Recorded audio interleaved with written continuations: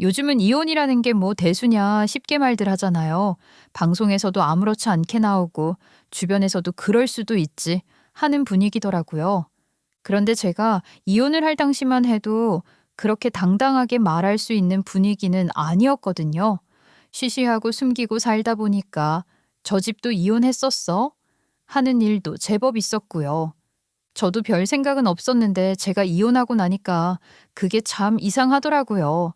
심지어 제 경우에는 정작 잘못한 건 제가 아닌데도 왜 제가 고개를 숙이고 살아야 하나 싶은 거예요. 그렇게 생각하면서도 막상 입이 떨어지질 않더라고요. 저는 슬아에 딸 하나를 두고 있었어요. 첫째로 딸 하나 낳고 나니까 주변에서는 이제 둘째 봐야지 하면서 당연하다는 듯이 말을 했었는데요. 저도 솔직히 둘째를 낳고 싶긴 했었습니다. 그런데 이게 마음처럼 되는 일이 아니더라고요. 몇 번이고 시도를 했는데 번번이 실패를 했고, 그때 당시에는 지금처럼 시험관이 흔한 시술도 아니었어요. 병원 가서 검사받고 그런 것도 지금처럼 정보가 많은 것도 아니고 그냥 자연적으로 아이가 생기기를 바라면서 민간요법이 더 성행하던 시절이었거든요. 그래서 저는 나름대로 몸도 챙기고 음식도 가려 먹고 할 수 있는 건 다 해봤었습니다. 그런데 문제는 저희 집이 아니라 시댁이었어요. 남편이 그 유명한 3대 독자였거든요. 사실 이 말 하나면 설명 끝이긴 하죠. 무조건 아들을 낳아야 한다는 거였습니다. 말 그대로 집안의 명맥이니 뭐니 하면서 아들이 아니면 안 된다는 집이었거든요. 시어머니가 하루가 멀다 하고 저를 붙잡고 그러셨습니다. 며느라 이거 좀 먹어봐라. 이거 내가 어디서 어렵게 구해온 건데 이런 거 꾸준히 먹어줘야 몸이 따뜻해지고 그래야 아들이 들어서는 거야. 저는 그때마다 어머님 이런 거 안 먹어도 하고 말을 꺼내보려다가도 입을 닫게 되더라고요. 한 번 말 꺼냈다가 돌아오는 말이 더 기가 막혔거든요. 너 지금 나 말 무시하는 거야? 옛날부터 이런 건 다 이유가 있는 거다. 첫째도 딸인데 둘째까지 딸이면 그건 진짜 집안 망신이야, 집안 망신. 내가 괜히 이런 거 가져오는 줄 알아? 다 너 좋으라고 하는 거지.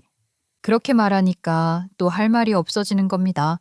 그런데 그게 한두 번이 아니었어요. 어디서 가지고 왔는지도 모를 것들을 계속 들이밀었거든요. 그러면서 제대로 설명도 안 해줘요. 진짜 약인지 그냥 누가 좋다고 해서 가져온 건지 알 수 없는 것들을 먹으라고 주는데 이게 아이를 위해서라고 해도 일단 제 몸에 들어가는 거잖아요. 걱정이 되는 게 당연한 거 아니겠어요? 저는 속으로 이걸 먹어야 하나 말아야 하나 하면서도 결국은 입에 넣게 되더라고요. 안 먹으면 또 난리가 날 게 뻔했으니까요. 그러다가 어느 날은 진짜 선을 넘었습니다. 시어머니가 부엌에서 뭔가를 들고 나오시는데 색깔이 아주 시뻘건 게 담겨 있는 겁니다. 딱 봐도 정상적인 음식이 아닌데 그걸 제 앞에 딱 내려놓으면서 그러시는 겁니다. 자, 이거 쭉 들이켜. 이거 사슴피다. 이거 먹으면 아들 낳는다고 해서 내가 어렵게 구해온 거야. 이런 기회 또 없어. 그걸 보는 순간 손이 딱 멈추더라고요. 이걸 진짜 먹으라는 건가 싶어서요. 저는 그냥 멍하니 쳐다보고 있었는데 시어머니가 그릇을 제 입 앞에 들이밀면서 재촉을 하시는 겁니다. 뭐해? 얼른 먹어. 막 뜯었을 때 먹어야 해. 시간 지나면 더 먹기 힘들어져. 다른 건 다 먹었다 쳐도 이건 진짜 아니다 싶더라고요. 보기만 해도 너무 역해서 참다 참다 결국 입을 열었습니다. 어머님, 이건 뭐 진짜 못 먹겠어요. 보기만 해도 헛구역질이 올라오는데 이거 먹는다고 좋아질 것 같지가 않아요. 그러니까 네가 아직도 이 모양인 거다. 그렇게 고집 부리고 말 안 들으니까 애가 안 생기는 거지. 내가 너 괴롭히려고 이러는 줄 알아? 나도 너가 바로 아들 낳았으면 이렇게 안 했다. 그런데도 내가 시간 들이고 돈 들여서 이렇게 가져와 주는데 뭐? 저는 못 먹겠다 한마디 했을 뿐인데 그 한마디에 기다렸다는 듯이 바로 아주 구박을 하시더라고요. 저는 더 이상 못 참겠어서 그대로 자리에서 일어나 버렸습니다. 그날은 진짜 속이 뒤집혀서 방에 들어가서 문을 쾅 닫아버렸거든요. 그런데 그게 또 문제였죠. 당신 엄마랑 싸웠어? 왜 그래? 엄마가 당신 위해서 구해오셨다잖아. 왜 음식 투정을 해? 음식 투정이라니. 내가 여태까지 어머님이 주시는 거 안 먹는 거 봤어? 근데 저건 아니지. 당신 저거 봤어? 사슴피래 사슴피. 당신은 먹을 수 있어? 아니 뭐 내가 낳는 거 아니니까 먹을 필요 없지. 먹기 싫어도 당신이 노력을 해줘야 좀 수월하게 들어설 거 아니야. 뭐? 내가 낳는 게 아니야? 애는 나 혼자 낳아. 말 진짜 웃기게 한다. 당신은 내가 사람으로 보이긴 해? 내가 애 낳는 기계야? 나 이렇게는 못 살아. 아니 그걸 왜 그렇게까지 말해? 내가 3대 독자인 거 당신도 알잖아. 당연히 대를 이을 아들이 필요한 건데 왜 당신이야말로 이걸 몰라줘? 그 말을 듣는데 진짜 숨이 턱 막히고 억장이 무너지는 겁니다. 남편은 남의 편이라더니 정말 딱 그 말이 맞더라고요. 그래도 그걸로 끝이었으면 어떻게든 내 업보다 하고 참았을지도 모르겠어요. 세상에 완벽한 집안이 어디 있냐? 시댁이 좀 유별나긴 해도 내가 조금만 더 참고 버티면 언젠가는 나아지겠지. 그러다 아들 생기면 나도 더 좋고 그렇게 저 혼자 계속 합리화를 하고 있었던 겁니다. 그런데요, 그 합리화라는 게요, 딱 거기까지더라고요. 저 하나 선에서 끝났으면 몰랐을 텐데 그 집은 선을 넘어도 너무 넘었습니다. 저를 넘어서 제 딸까지 건드리기 시작했거든요. 시댁에서는요, 저희 딸 소연이가 총명한 걸 좋아하지 않았습니다. 이게 무슨 말 같지도 않은 소린가 싶죠. 처음에는 그냥 기분 탓인가 싶었어요. 그래도 하나뿐인 손녀딸 좀 똑똑하면 당연히 좋은 거 아닌가요? 그런데 우리 딸 칭찬을 하면 시어머니 표정이 미묘하게 굳는 게 보이더라고요. 왜 저러지 싶었는데 그게 한두 번이 아니었습니다. 소연이가 말귀를 알아듣거나 뭐 하나라도 잘하면 칭찬이 아니라 묘하게 깎아내리는 말이 따라붙었거든요. 그게 계속 반복되니까 그제서야 알겠더라고요. 이 사람은 애가 잘하는 걸 싫어하는구나. 그러다가 그 진짜 이유를 듣는 순간 저는 진짜 제 귀를 의심했다니까요. 얘가 왜 이렇게 영악하냐? 애가 애 같지가 않아. 이거 다 기운을 혼자서 다 가져가서 그런 거 아니냐? 뒤에 들어올 아들 기운까지 인연이 다 빨아먹고 태어난 게 분명하다. 어머님, 애가 좀 똑똑하면 좋은 거지. 그걸 왜 그렇게 말씀하세요? 소연이가 뭐 잘못한 것도 아니고 그냥 자기 할 거 하는 건데 왜 그런 식으로까지 말을 하세요? 그래서 지금 이 꼴아니야. 첫째도 딸인데 둘째까지 안 들어서고 있는 거. 내가 그렇게 노력을 했는데도 안 되는 게 다 이유가 있었던 거지. 내가 보니까 인연이 기운을 다 가져가서 그런 거다. 너는 웬 쓰잘데기 없는 걸 낳아가지고 집안 맥을 끊어놓으려고 해. 어머님, 지금 애한테 쓰잘데기 없다고 하신 거예요? 제 딸입니다. 어머님 손녀고요? 그런 말을 어떻게 그렇게 아무렇지 않게 하세요? 손녀면 뭐하냐. 아들 아니면 아무 소용없는 거지. 너도 정신 좀 차려라. 지금 내가 아니라 너가 더 위기의식을 가져야 할 거 아니야. 그 말을 듣고 나니까요. 머리가 띵해지더라고요. 아니, 사람이 어떻게 저렇게까지 생각을 하지 싶었습니다. 그런데 더 무서운 건 그 말이 그냥 한 번 툭 나온 말이 아니라는 거였습니다. 그 뒤로 하는 행동들이 전부 그 생각을 기반으로 움직이고 있었거든요. 그때부터 저는 불안해지기 시작했어요. 이 사람 진짜 애한테 무슨 짓 하는 거 아닌가 하는 생각이 들더라고요. 그 불안이 맞아떨어지는 데는 오래 안 걸렸어요. 시어머니가 아예 대놓고 소연이를 맞기 시작했거든요. 공부도 못하게 하려는지 연필도 쥐어주지 말라고 하는데 저는 더 이상 이 집이 정상이라는 생각을 못하겠더라고요. 아직 태어나지도 않은, 아니 솔직히 말하면 있을지 없을지도 모르는 둘째를 위해서 지금 있는 아이 길을 눌러버리겠다는 게, 그걸 너무 당연하게 말하는 걸 보니까 이건 단순히 고집 센 시어머니 수준이 아니라는 걸 알겠더라고요. 아니 애초에 사람 태어나는데 기라는 게 총량이 정해져 있는 거냐고요. 그러던 와중에 결정적인 일이 터진 거예요. 시어머니가 어느 날부터 소연이를 갑자기 좀 챙겨주시려고 하더라고요. 생각이 바뀌신 것 같진 않은데 미묘하게 친해지려고 하는 느낌? 데리고 슈퍼에 다녀오시거나 괜히 사탕 한 개 더 주시거나 그런 사소한 것들이요. 그러다가 어느 날은 소연이를 데리고 상공기 좀 마시고 오신다고 하더라고요. 그런데 시어머니, 평소에는 움직이기도 싫어해서 살이 디룩디룩 찐 노인네였는데 갑자기 산에 간다고 하니까 저는 그게 이상했던 거죠. 그래서 그날은 일부러 몰래 뒤를 따라갔습니다. 솔직히 말하면요. 그때 이미 제 머릿속에는 설마 하는 생각이 있었거든요. 그런데 그 설마가 맞았습니다. 시어머니가 딸을 데리고 간 곳은 문 앞에 부적이며 오색천이 주렁주렁 달린 무당집이었거든요. 무당님, 이의 기운 좀 싹 빼주세요. 2년이 기운을 다 가지고 있어서 뒤에 아들이 못 들어옵니다. 이거 다 빼서 다음에 들어올 애한테 갖게 좀 해주세요. 애 기운이 센 건 맞네. 이건 그냥 놔두면 계속 맞고 있을 팔자야. 이거 빼줘야 뒤가 열려. 그 모습을 보는 순간 저는 그냥 확신이 들었습니다. 아, 여기는 더 있으면 안 되는 집이다. 이건 참고 버티고 말고의 문제가 아니라 당장 도망쳐야 되는 상황이구나 싶더라고요. 아직 태어나지도 않은 세포조차 없는 둘째 타령을 하면서 지금 있는 제 딸을 저렇게까지 괴롭히는 걸 보니까 더 이상 고민할 이유가 없었습니다. 그래서 당장 무당집 깽판 치고 딸 데리고 나왔어요. 그리고 그날 집에 돌아오자마자 저는 남편 붙잡고 바로 말했습니다. 당신 이제 선택해. 나랑 살 건지 시댁이랑 살 건지. 어머님은 제정신이 아니야. 어떻게 있지도 않은 아들 보겠다고 지금 있는 손녀 기운을 빼느니 뭐니 하고 있어? 너 왜 그래? 엄마가 좀 심하긴 해도 제정신이니 뭐니 하는 건 선 넘었지? 뭐? 선을 넘어? 지금 어머님이랑 나중에 선을 넘은 사람이 누구라고 생각해? 애 기운을 뺀데 무당집 데려가서 그걸 보고도 내가 참고 기다리고 있어야 했다는 거야? 아니 누가 그렇대? 그러게 당신은 왜 아들을 못 낳아서? 아 됐다. 나도 이제 지겨워. 당신이 뭐라고 해도 난 3대 독자로서 책임을 져야 한다고.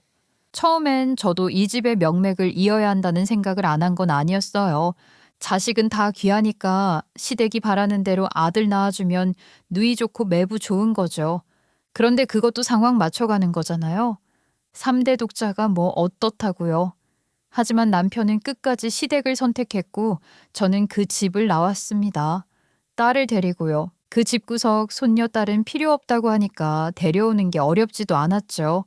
그 후로 정말 죽어라 제 딸만 바라보면서 살고 또 키워냈습니다. 그렇게 이혼을 하고 나니까요. 처음에는 솔직히 막막했어요. 당장 먹고 사는 것부터가 문제잖아요. 그런데요, 사람이 궁지에 몰리니까 오히려 더 용감해지더라고요. 그래서 안 해본 일이 없었습니다. 식당 서빙도 해보고 새벽 청소도 해보고 공장 아르바이트도 뛰었습니다. 하루에 2~3군데씩 돌면서 일을 했거든요. 몸은 진짜 부서질 것 같았는데 이상하게 그때는 버틸 수 있었습니다. 왜냐면요, 저 혼자가 아니라 딸이 있었거든요. 소연이 하나는 내가 먹여 살려야 한다. 그 생각 하나로 버텼습니다. 그런데 그렇게 살다 보니까 하나 깨닫게 되는 게 있더라고요. 그냥 몸 쓰는 일만 해서는 답이 없다는 거요. 아무리 해도 돈이 안 모이고 하루 벌어서 하루 먹고 사는 수준에서 벗어나질 못하더라고요. 그러다가 공장에서 일하면서 하나 배운 게 있었는데 그게 방조직 기술이었어요. 처음에는 그냥 시키니까 했죠. 뭐가 뭔지도 모르고 따라 했는데 하다 보니까 손에 익대요. 그러니까 문득 그런 생각이 들더라고요. 이거 내가 해도 되는 거 아닌가? 그래서 저는 그때부터 생각을 바꾸기 시작했습니다. 그냥 일하는 사람이 아니라 만들어서 파는 쪽으로요. 시장에 나가보니까 모자 같은 건 남자들 물건들은 종류가 되게 많은데 여자들이 쓸만한 건 생각보다 별로 없더라고요. 그래서 이거다 싶었어요. 사람들이 필요로 하는데 남자가 쓰지 않는다는 이유로 다양하게 나오지 않는 것들. 저는 그거를 공략하기 시작한 거죠. 그때 당시만 해도요. 시장에 나가보면 캡모자밖에 없었습니다. 다들 비슷비슷한 디자인, 비슷한 색깔. 그래서 제가 여자들이 쓸만한 모자를 만들었는데요. 벙거지 모자라고 해야 할까요? 그 중에서도 챙이 넓은 유럽인들이 쓸 법한 모자 말고요. 좀 더 가볍고 편하게 쓸 수 있는 요즘 말로 하면 버킷햇 같은 그런 모자를 만들었어요. 그리고 예상대로 그게 생각보다 잘 팔리더라고요. 이거 어디서 가져온 거예요? 이런 모자는 처음 보는데. 가격이 나쁘지 않네. 물량은 얼마나 맞춰줄 수 있어요? 그때부터였습니다. 일이 술술 풀리기 시작한 게 주변에서는 브랜드화를 시키자는 제안도 있었지만 저는 명예를 갖고 싶은 게 아니라 돈이 필요했거든요. 그래서 판매 전략을 애초에 박리담회로 꿈꿨었어요. 브랜드로 만들어봐야 모자로 얼마나 벌 수 있겠냐는 생각에 동대문, 남대문 돌아다니면서 물건을 뿌리기 시작했습니다. 물량을 엄청나게 뽑아서 납품을 하다 보니까 길거리에서 10,000원, 20,000원 주고 살 수 있는 모자가 됐고 그렇게 하니까 남는 수익이 꽤 쏠쏠하더라고요. 그 후에는 그래서 양말도 만들고 속내의도 만들고 시장에서 팔릴 만한 것들을 계속 짜기 시작했습니다. 그렇게 저는 점점 부를 쌓게 됐어요. 그런데요, 그렇게 판 물건의 단점이 굳이 제 물건이 아니어도 된다는 거예요. 비슷한 물건이 나오면 사람들이 조금이라도 더 저렴한 쪽으로 바로 갈아타더라고요. 상인들도 마찬가지였습니다. 수수료 문제로 부딪히고 단가 문제로 싸우고 거래가 끊기고 일이 조금씩 줄어들기 시작하니 이제는 안 되겠더라고요. 이 시장도 글렀구나 빠르게 계산을 끝냈죠. 그래서 그때부터 방향을 틀었습니다. 벌어둔 돈을 그냥 쥐고 있는 게 아니라 굴리기로요. 그래서 생각한 다음 사업이 있는데 처음에는 솔직히 좀 망설여지긴 했어요. 이걸 해도 되나 싶었거든요. 그런데 시장 돌아다니면요. 급하게 돈이 필요한데 빌릴 데가 없는 사람들이 꽤 있거든요. 그리고 이런 동네 사업은 선빵 필승이라고 생각해서 바로 시작해버렸어요. 시장 사람들에게 돈을 빌려주고 이자를 받는 일명 사채업을요. 그렇게 돈을 굴리기 시작하니까요. 처음에는 생각보다 잘 돌아갔습니다. 시장이라는 데가요. 급하게 돈 필요한 사람들이 정말 많거든요. 장사하다 보면 딱 내일만 돼도 돈이 왕창 정산될 건데 당장 오늘 필요한 돈이 없는 상황이 꽤 있거든요. 거의 다 현금 장사니까요. 그런 사람들한테 돈을 빌려주니까 처음에는 다들 고맙다고 합니다. 사장님 덕분에 살았다 이런 말도 듣고요. 저도 그때는 내가 사람 살리는 일 하는 건가 이런 착각도 잠깐 했던 것 같아요. 그런데요, 그게 오래 안 가더라고요. 어느 순간부터 슬슬 태도가 바뀌기 시작하더라고요. 특히 남자 상인들이요. 처음에는 고개 숙이고 들어오던 사람들이 제가 돈 받아갈 때 되니까 태도가 달라지더라고요. 그게 하루 이틀이 아니었습니다. 계속 겪다 보니까 패턴이 보이더라고요. 아, 이 인간들 지금 나를 만만하게 보는구나. 사장님, 요즘 장사가 너무 안 돼서요. 조금만 더 기다려주시면 안 될까요? 제가 안 갚을 사람도 아니고 다음 달에 정리해서 드릴게요. 그 말 지난달에도 하셨어요. 그때도 다음 달이라고 하셨고요. 제가 장사를 안 해본 것도 아니고 이번 달에 어려우면 다음 달은 더 안 되시는 거 아니에요? 아니, 왜 이렇게 빡빡하게 구세요? 내가 안 준다고 한 것도 아니고 알아서 갚는다니까요. 돈 받고 싶으면 좀 기다릴 줄도 알아야지. 너무 그러시면 다음에 거래하기 힘들어요. 거래요?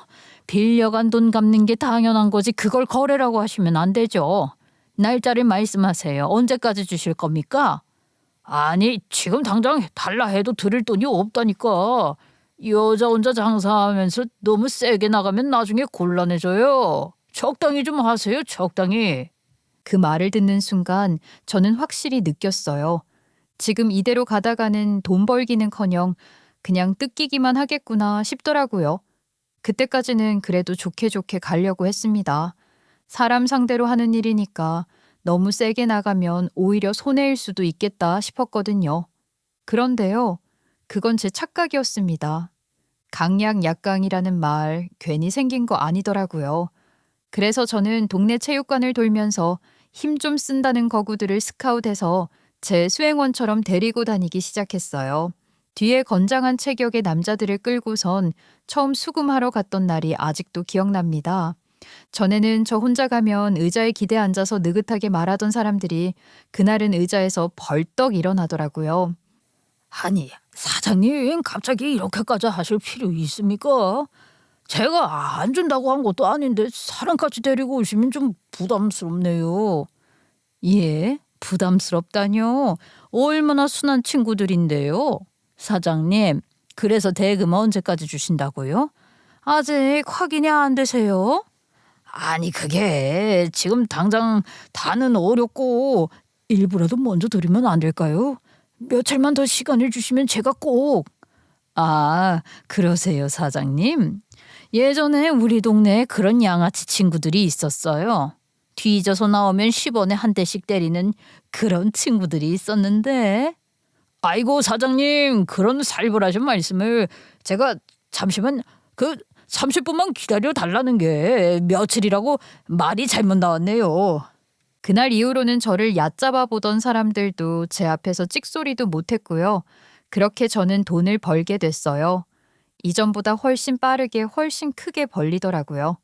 그리고 그 돈을요, 전부 다 제 딸한테 쏟았습니다. 학원 보내고 옷 사주고 먹고 싶은 거 다 사주고 그게 하나도 아깝지가 않았죠.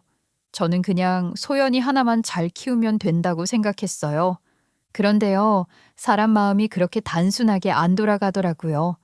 어느 순간부터 소연이가 저를 피하기 시작했거든요.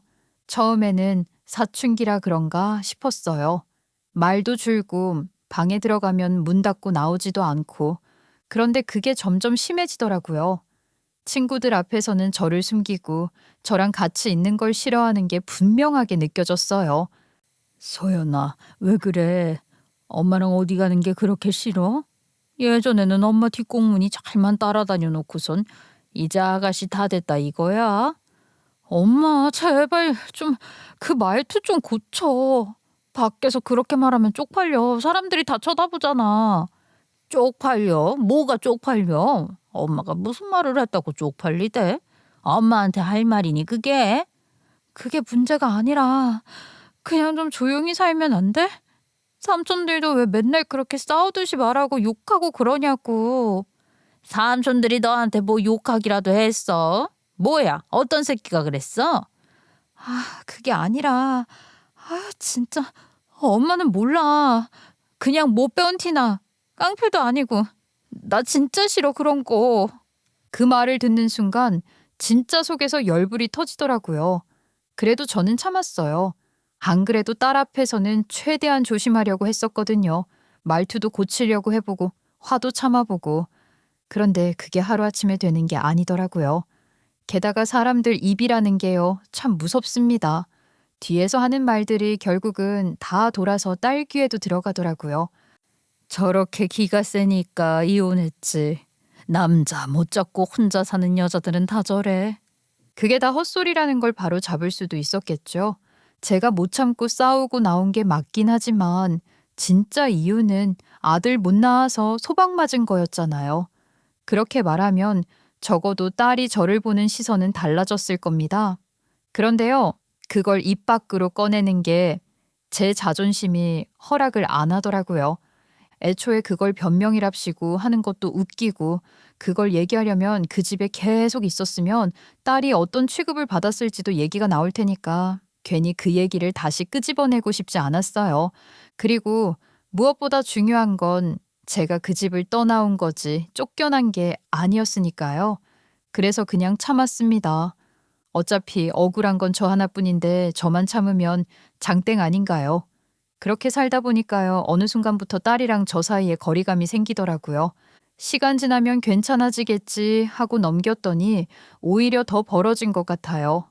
오히려 사춘기 이후에는 그게 더 심해졌어요.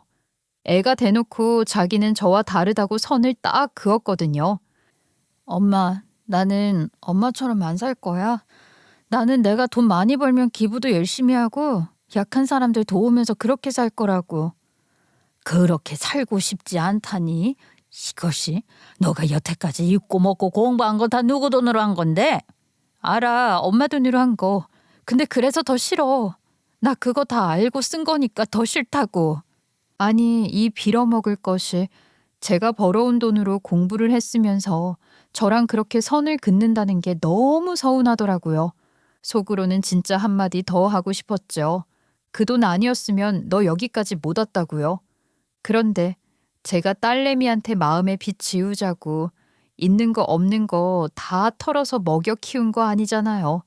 게다가 저도 알고 있었으니까요. 제가 버는 돈이 어떤 돈인지요. 결국에는요, 힘든 사람들, 돈이 필요한 사람들 이용해서 고혈을 빨아먹는 일이라는 거 저도 모르는 거 아니었거든요. 그래서 더 뭐라고 못하겠더라고요. 맞는 말이니까요. 제가 다른 사람들한테 빚 지어서 벌어먹고 사는데 딸한테까지 그러면 안 되는 거잖아요. 그래서 그냥 삼켰습니다. 대신 다른 쪽으로 생각을 돌렸어요. 그래도 내가 할 건 다 했다고요. 소연이 어학연수도 보내줬고 대학도 졸업시켰고 취업까지 시켰으니까 제가 고생한 만큼 딸을 잘 키워냈구나 그렇게만이라도 만족하려고 했어요. 근데 요것이 그런 제 마음도 모르고 취업하고 얼마 지나지도 않아서 혼자 살겠다며 짐을 싸들고 나간 거예요.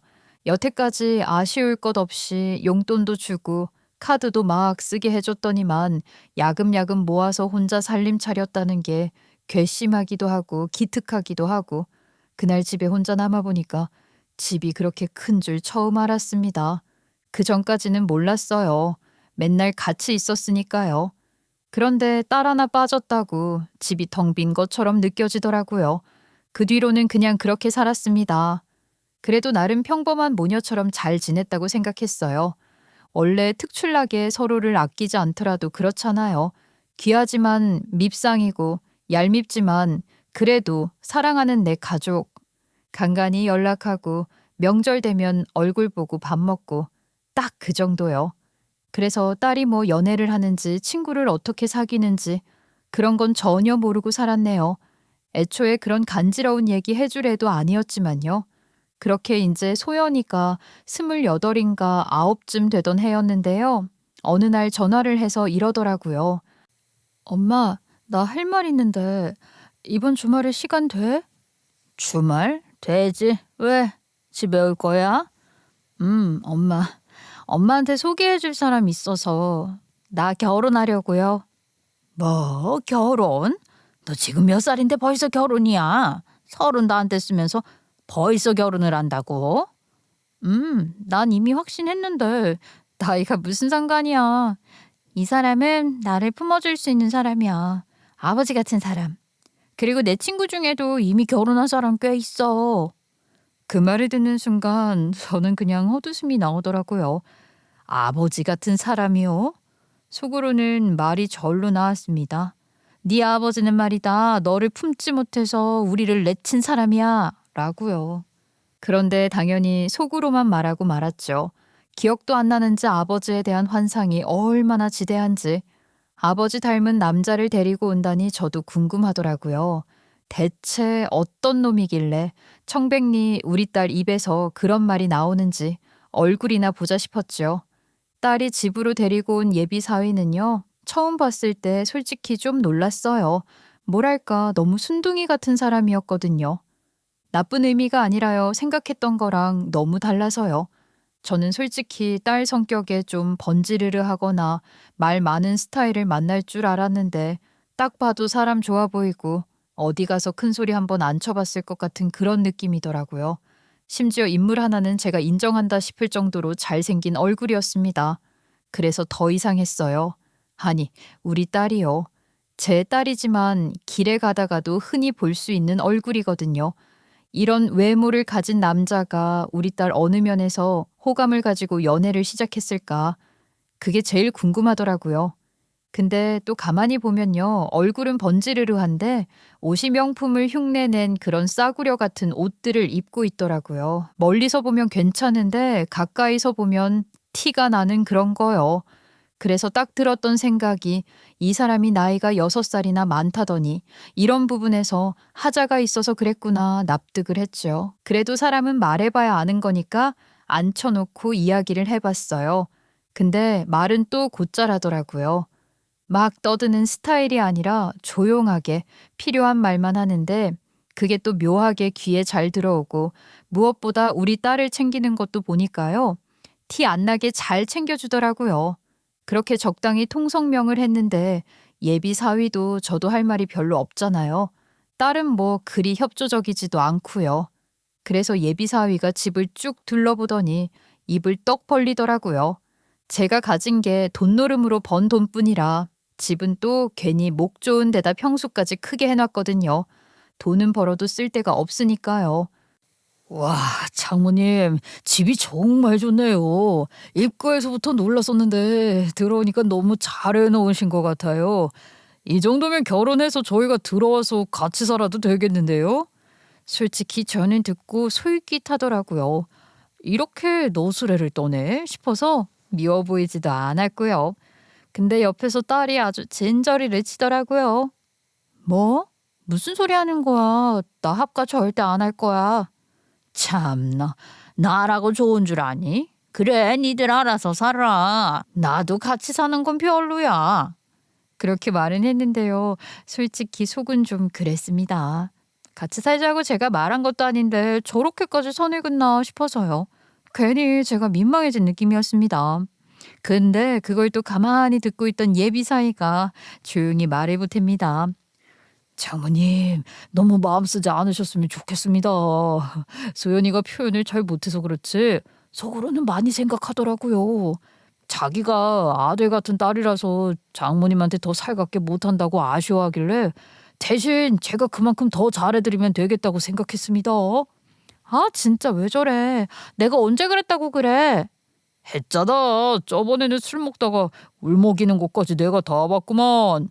아, 진짜 주책이야. 점수 따려고 별말을 다 하네. 엄마, 믿지 마. 너는 좀 가만히 있어봐. 기껏 재밌는 얘기하는데 왜 자꾸 끼어들어? 그걸 듣고 있으니까요. 사람이 참 간사한 게 마음이 스르르 풀리더라고요.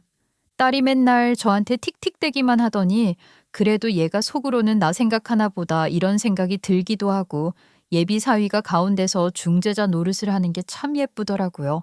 살랑살랑 이쁜 말도 잘 하고요. 그래서 제 마음이 활짝 열리고 말았죠. 그 뒤로는 자연스럽게 제가 더 챙겨줬어요.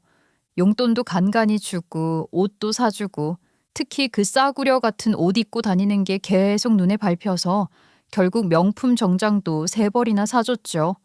그럴 때마다 딸은 옆에서 왜 주책이냐고 했지만 사위가 장모님 최고라고 애교를 부리는데 저도 그런 사위를 거절할 이유가 없잖아요. 딸이 좋다는 사람이고 이렇게 예쁘게 구는 사위를 마다할 장모가 어디 있겠어요. 그래서 결혼해라 하고 나니까요. 그때부터 요구는 조금씩 늘어나기 시작했는데도 저는 그냥 할 수 있는 건 다 해줬어요. 하나뿐인 딸 결혼이기도 하고 이미 마음이 넘어가 있었으니까요. 한 가지 걸리는 게 있긴 했죠. 예비 사위가 천혜고아라고 하더라고요. 그래서 상견례를 할 부모가 없다는 겁니다. 그게 좀 걸리긴 했는데 또 생각해보니까 그런 상황에서도 저렇게 싹싹하게 자란 거면 괜찮은 사람 아닌가 싶더라고요. 그래서 그냥 넘겼습니다. 그렇게 하나둘 계속 덮고 넘어간 거죠. 조율할 사람들이 얼마 없다 보니까 결혼 준비도 순식간에 마무리됐고요. 그렇게 눈 깜짝할 사이에 결혼식 날이 됐어요. 저는 예식장에서 한복을 갈아입고 있는데 근데요, 그 와중에 이상한 게 하나 걸리더라고요. 옆에서 분명 직원들이 왔다 갔다 하고 있는데 시선이 좀 이상하더라고요. 그냥 바쁜 사람들처럼 지나가는 게 아니라 슬쩍슬쩍 저를 보고 갑니다. 그것도 한 번이 아니라 2번, 3번. 처음에는 내가 너무 예민한가 싶었습니다. 결혼식장이라는 데가 원래 정신없고 사람 많으니까 그냥 우연히 눈이 마주친 거겠지 싶었거든요. 근데 그게 아니더라고요. 갈아입고 나와서도 한 명이 아니라 다른 직원도 비슷하게 저를 힐끔 보고 지나가는 거예요. 그러고 나서 둘이 눈 마주치더니 입 가리고 뭐라고 속닥거리더라고요. 그 순간부터 기분이 조금씩 나빠지기 시작했죠. 뭐지? 제가 뭐 잘못 입은 것도 아니고 한복도 멀쩡하게 입고 있는데 굳이 저를 보고 얘기할 이유가 없잖아요. 괜히 신경 쓰여서 거울도 한 번 더 보고 옷매무새도 다시 만져봤어요. 근데 이상한 건 하나도 없었거든요. 그런데 거울 너머로 한 직원이랑 눈이 마주쳤는데 그 직원이 입을 가리고 낄낄거리면서 웃는 거 아니겠어요? 헐, 또야. 저 집도 조만간 곡소리 나겠네. 그 말을 듣고 나서요. 처음에는 솔직히 상황이 바로 이해가 안 됐습니다. 근데 그 직원 시선이 계속 저를 향해 있는 걸 보니까 아무래도 저를 보고 비웃은 게 맞더라고요. 말을 걸어달라는 것처럼 시비를 걸길래 당연히 안 참았죠. 아까부터 계속 나보면서 뭐라고 하시던데 그냥 넘어가려다가 계속 그러니까 신경이 쓰이네요. 방금 나보고 비웃은 거 맞죠? 할 말 있으면 똑바로 해요. 아, 진짜 모르셔서 그러는 거예요? 지금 된통 당하고 있는 상황이니까 그러는 거잖아요. 딸을 말리러 가도 모자랄 판에 이렇게 눈치를 줘도 그걸 몰라? 그 말을 듣는 순간요. 진짜 머리 끝까지 화가 나더라고요. 이 좋은 날에 제가 결혼식장에서 직원한테 이런 말을 듣고 있다는 게 말이 안 되잖아요. 제가 이 예식장에 올 말을 했는데요. 고객한테 이러면 되냐고요. 이야, 너 지금 뭐라고 했어? 일로 와봐 이년아. 쑥덕쑥덕 하지 말고 자신 있으면 내 얼굴 보고 똑바로 하라고. 사채업하면서 별인간 다 상대해봤는데 저런 식으로 애매하게 말 던지는 사람들 다 뻔합니다. 사람 흔들어 보려고 하는 건데 제가 거기 넘어갈 사람이 아니거든요. 근데 그 직원이요 물러나지를 않더라고요. 신부한테도 똑같이 말해줬는데 눈 가리고 아웅하니까 제가 답답해서 그러는 거예요. 지금 상황이 얼마나 심각한지 전혀 모르고 계시니까요. 따라오세요. 직접 보시면 아시겠죠. 그냥 무시하고 넘어가자니 찝찝하고 따라가자니 괜히 일이 커질 것 같고 제가 겁을 줬는데도 눈빛이 변하지 않는 걸 보니까 뭐가 있긴 있구나 싶더라고요. 그래서 결국 신발도 제대로 못 신고 그 직원을 따라갔죠. 직원이 데려간 곳은 예식장 안쪽 사무실이었는데 컴퓨터 앞에 앉히더니 아무 말 없이 엑셀 파일을 하나 띄우더라고요. 보니까 결혼 예약자 목록 같은 거였습니다. 여기요. 직접 보세요. 제가 왜 그런 말 했는지. 그러면서 검색창에 뭔가를 치는데 우리 사위 이름을 입력하는 거예요. 그 순간 화면에 정보가 쭉 뜨는데요. 같은 이름으로 여러 번 예약 목록이 있더라고요. 처음엔 그걸 보고도 어쩌라는 건가 싶더라고요. 이 많은 동명이인 중에 뭘 보라는 건가 싶어서요. 그래서 직원을 쳐다봤더니 그 직원이 손가락으로 이거 하고 가리키는데 우리 사위 이름, 생년월일, 전화번호까지 똑같은 정보가 3개나 있는 거예요. 그런데 충격적인 게 신부 이름은 전부 다른 겁니다. 아니, 이게 뭐예요? 예약 실수 뭐 그런 게 났다 이거예요? 날짜를 보세요. 어머니, 제가 여기서 일한 지 5년 차인데요. 저 남자 오늘이 4번째 결혼이에요. 예? 뭐라고요? 지금 그게 무슨 말이에요? 결혼을 4번이나 했다니? 그게 말이 된다고 생각하세요? 그래서 말씀드리는 거잖아요. 심지어는 2번째랑 3번째 결혼 사이에 덤이 7개월밖에 안 돼요.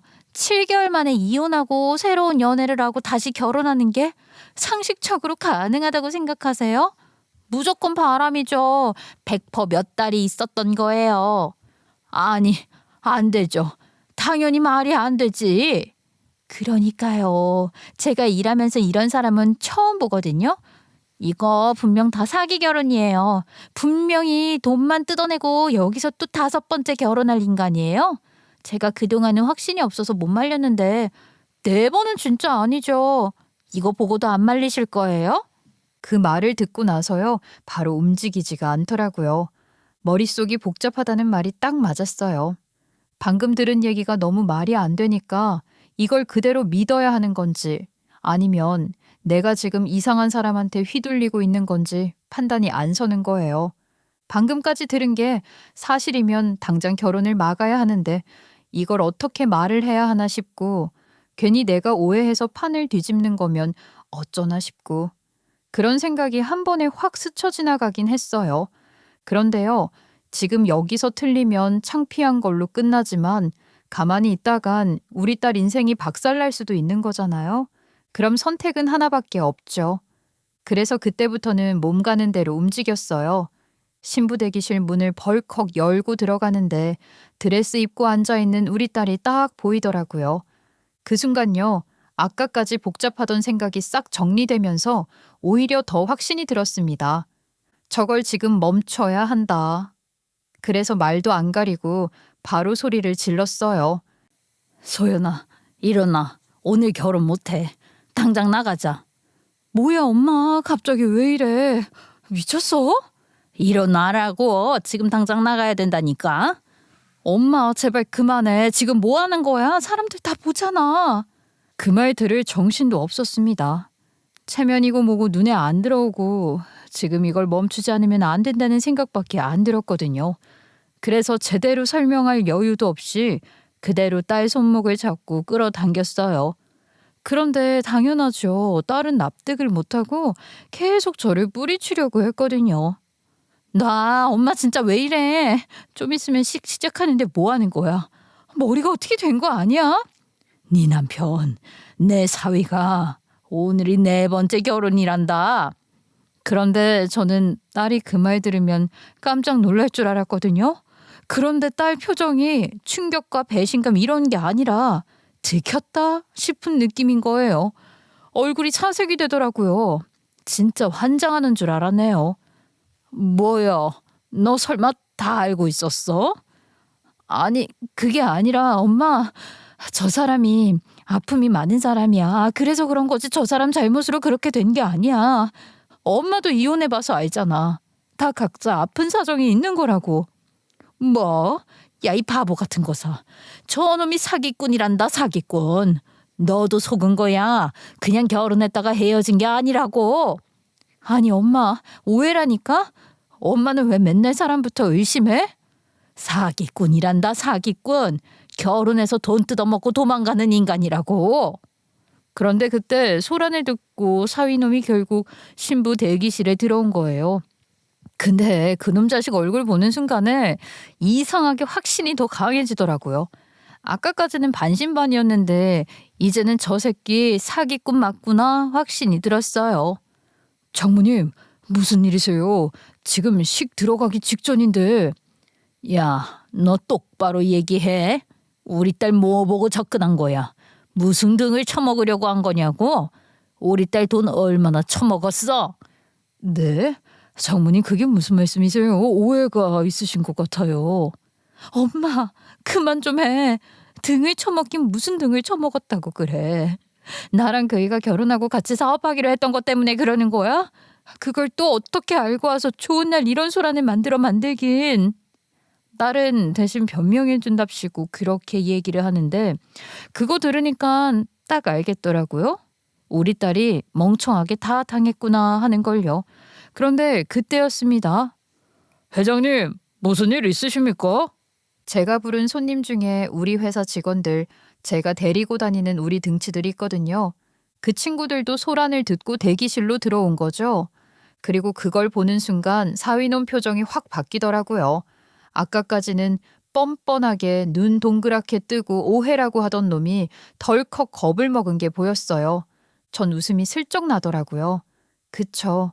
무력 앞에 장사 없잖아요. 그래, 살았다. 얘들아, 저 새끼 좀 탈탈 털어봐라. 저 자식이 우리 딸 등 쳐먹으려고 결혼 사기까지 치는 놈 같다. 그 말 떨어지자마자 애들이 다가가니까요. 한 대 맞지도 않았는데 사위놈이 꿀꺽 침을 삼키곤 이러더라고요. 잠깐만요.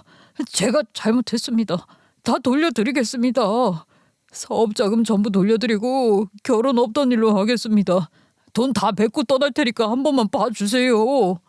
그놈이 그렇게 싹싹 비니까 옆에 있던 우리 딸도 벙찐 얼굴로 사위를 보는데 그 눈빛이 이 얼척없는 상황을 이해하는 중인 것 같았어요. 그때 덩치 한 명이 그놈 멱살을 딱 잡아서 올렸는데요. 진짜 힘 하나 못 쓰고 그냥 들려버리더라고요. 어찌나 볼품이 없던지 급하게 결혼 무르겠다고 우리 딸 보고 사업자금 그거 돌려주겠다고 말을 하는데 제가 바로 경찰부터 불렀어요. 그때 그놈이 도망가려고 얼마나 발버둥을 치던지 자기가 사기꾼이라고 자백하는 거나 다름이 없었죠. 하지만 그 비리비리한 놈이 우리 등치들 힘을 이길 수 있었겠나요? 그대로 경찰서까지 끌려갔죠. 그렇게 경찰을 부르고 나니까요, 상황이 정신없이 흘러가더라고요. 아까까지만 해도 결혼식장이었는데 몇 시간도 안 돼서 경찰서에 와 있는 이 상황이 솔직히 좀 어이가 없었습니다. 드레스에 턱시도에 한복 입고 경찰서에 앉아 있는 꼴이요. 이게 무슨 코미디인가 싶기도 했고요.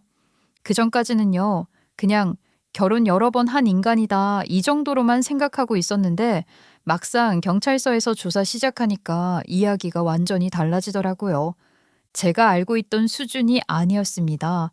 사위놈은 정과 시범, 그것도 결혼 사기부터 사기 전과만 시범인 놈이었어요. 잘못 들은 줄 알았다니까요. 정과 시범이면 이건 실수로 그럴 수 있는 수준이 아니잖아요. 그동안 사기를 치고 다니면서 감방도 짧게 몇 번 다녀왔던 놈인데 크게 사기를 치려면 결혼 사기가 제일 적당하다고 생각해왔던 것 같더라고요. 경찰이 하나하나 설명을 해주는데요. 듣고 있자니까 진짜 속이 뒤집히더라고요. 결혼 준비하면서 들어가는 돈도 많고 또 사랑을 빌미로 한 푼 두 푼 뜯기가 제일 쉬웠던 거죠. 그 말 듣는 순간요. 제가 선물이랍시고 좋다고 줬던 것들도 생각나서 얼굴이 화끈거리지 뭐예요. 게다가 결혼 사기는 보통 쉬쉬하면서 대충 받은 돈의 반절 정도만 돌려줘도 신고 없이 무마가 되기 쉽다는 거죠. 대부분 신고를 잘 안 하세요. 하려고 해도 부모님들 쪽에서 막으시는 경우도 꽤 있고요. 왜요? 이렇게까지 당하고도요? 부모면 당연히 발벗고 나서서 더 도와줘야죠. 자식들 이미지 때문에 걱정을 하시더라고요. 결혼 사기 당했다는 소문 나는 걸 더 두려워하다 보니까 저런 놈들 잡기가 쉽지 않아요. 어머님께서 큰 결심하셨네요. 딸 가진 부모들이 혹시나 딸에게 이상한 소문이라도 붙을까봐 쉬쉬하려는 경우가 많았다고 하는데 그 말을 듣고 나니까요. 왜 저 인간이 그렇게 배짱이 좋았는지 이해가 되더라고요. 걸려도 대충 돈 돌려주고 끝낼 수 있다는 걸 아니까 마음 놓고 계속 해먹은 거죠. 그리고 동시에 아차 싶더라고요.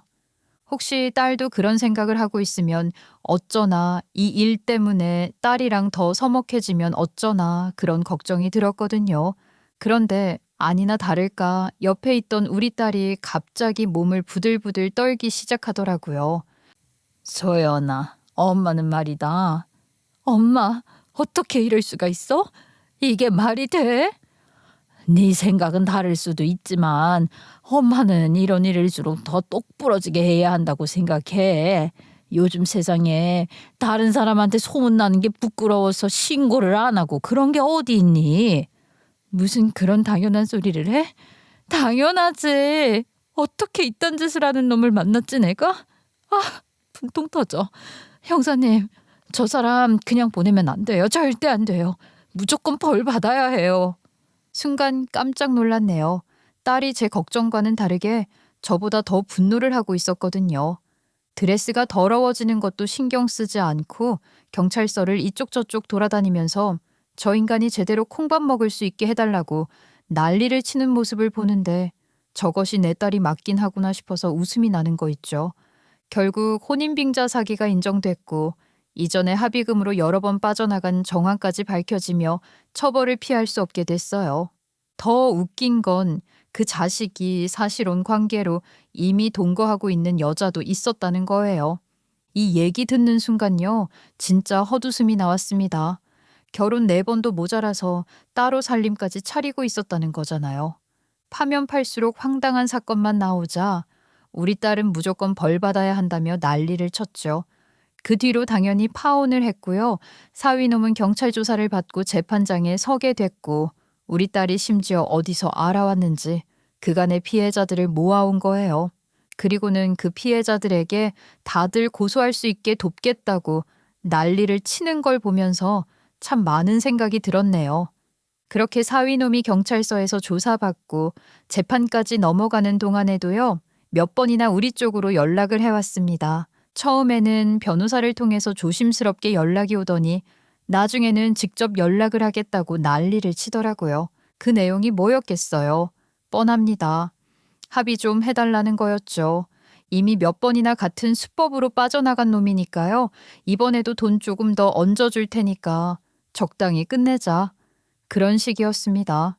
듣고 있자니까요. 참 기가 막히더라고요. 그런데 뭐 당연히 안 해줬죠. 우리가 돈이 아쉬운 사람들도 아니고 딸이 아주 단단히 화가 나 있었거든요. 그렇게 일이 하나하나 정리되어 가는데 이상하게 저희 둘 사이도 같이 변하더라고요. 그렇게 큰 일을 겪고 나니까 서로를 보는 눈이 달라진 건지 아니면 그동안 쌓였던 게 한 번에 터져서 그런 건지 정확히 뭐라고 말하기는 어려운데요. 확실한 건 예전이랑은 달라요. 예전에는요, 저만 보면 틱틱대고 말 한마디 섞기 싫어하던 애였거든요. 저도 괜히 말 걸었다가 싸움 나는 날이 더 많았고요. 그런데요, 그 사건 이후로는 얘가 제 눈치를 좀 본다고 해야 하나? 아니면 한 번 더 생각한다고 해야 하나? 말투도 조금 부드러워지고 예전처럼 날카롭게 받아치지 않는 것 같아요. 가끔은 먼저 연락을 해와서 밥 사달라고 하기도 하고요. 그게 참 웃기더라고요. 예전 같았으면 엄마 돈으로 사 먹기 싫어. 이런 식으로 말했을 애가 이제는 자연스럽게 엄마 밥 사줘 하고 연락을 하는데 그게 또 싫지가 않았습니다. 오히려 그래 이게 원래 부모 자식 사이 아니었나 싶더라고요. 그렇게 몇 번 밥을 같이 먹고 이런저런 얘기를 하다 보니까요. 결국 그 얘기까지 하게 됐습니다. 제가 이혼했던 이유요. 사실 그동안은 굳이 말 안 했거든요. 제 입으로 꺼내봤자 변명처럼 들릴 것 같기도 했고 괜히 지난 일을 다시 꺼내는 것도 싫었고요. 무엇보다 그 집에서 있었던 일 자체가 딸한테 좋은 기억일 리가 없으니까요. 그런데요, 이번 일을 겪고 나니까요, 더 이상 숨기는 게 맞는 건가 싶은 생각이 들더라고요. 그래서 결국 다 말해줬습니다. 시댁에서 딸이 어떤 취급을 받았었는지, 그때 제가 왜 그렇게까지 화가 나서 집을 나올 수밖에 없었는지 하나도 빼놓지 않고요. 말하면서도 속이 편한 건 아니었습니다. 오히려 말할수록 그때 생각이 다시 나서 기분이 썩 좋지는 않았어요. 그런데도 끝까지 다 얘기하고 나니까 묘하게 마음이 가벼워지는 느낌이 들더라고요. 딸은 그 얘기를 듣고 꽤 놀란 눈치였습니다. 당연하겠죠. 자기가 기억도 못하는 시절 이야기니까요. 그런데 그 표정이요. 단순히 놀란 게 아니라 뭔가 뒤늦게 퍼즐이 맞춰진 것 같은 느낌이었습니다. 그러고 나서 딸이 왜 진작 얘기 안 해줬냐고 살짝 원망하듯 얘기를 했는데요. 생각해보니까 딸 입장에서는요. 저를 오해한 시간이 꽤 길었으니 그게 좀 미안해서 그런 것 같아요. 그 말을 듣고 나니까요. 저도 문득 그런 생각이 들었습니다. 내가 조금만 더 이 애한테 기대봤으면 어땠을까? 항상 제가 보호해야 하는 대상이라고만 생각했지 같이 나눌 수 있는 존재라고는 생각을 못했던 것 같거든요. 그런데요. 아마 제 성격상 그때로 돌아가도 똑같았을 것 같긴 해요. 저는 원래 그런 사람이거든요. 혼자 버티고 혼자 해결하고 굳이 약한 모습 안 보이려고 하는 사람. 그게 맞다고 믿고 살아왔고 지금도 별반 다르지 않거든요. 그래도 이번 일을 겪으면서 하나는 확실하게 느꼈습니다. 저희 둘 사이에 부족했던 건 결국 돈도 아니고 환경도 아니고 그냥 대화였구나 하는 거요. 서로 위하는 마음은 있는데 말을 안 하니까 엇나가 있었던 거였어요. 신기하게도요. 저는 우리 딸을 위해서 이번에 뭔가를 크게 해준 것도 없습니다. 그냥 해야 할 일을 했을 뿐인데 결과는 생각보다 훨씬 크게 돌아왔습니다.